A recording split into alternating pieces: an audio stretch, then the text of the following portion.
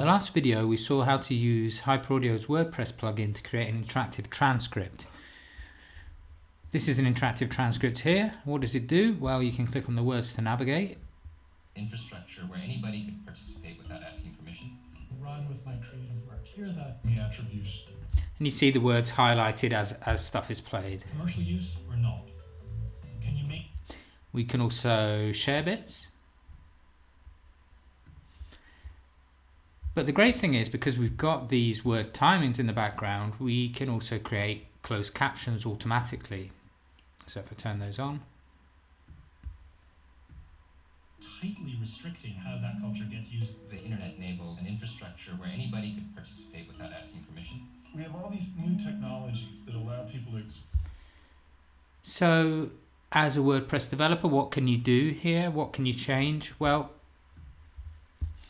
if you go to the settings, you can see under the captions part there are a few parameters that you can pass through to the shortcode.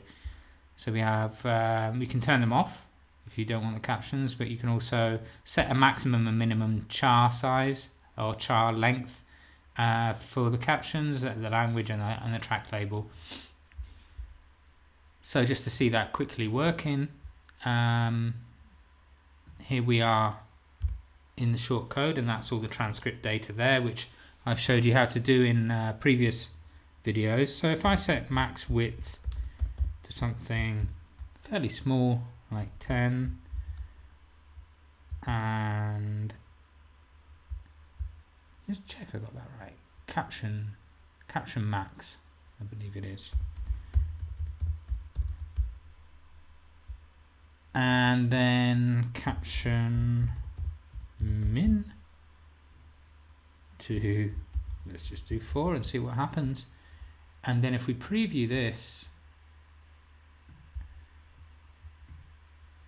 and take a look at it, Tightly restricting how that culture gets used. The internet enabled an infrastructure.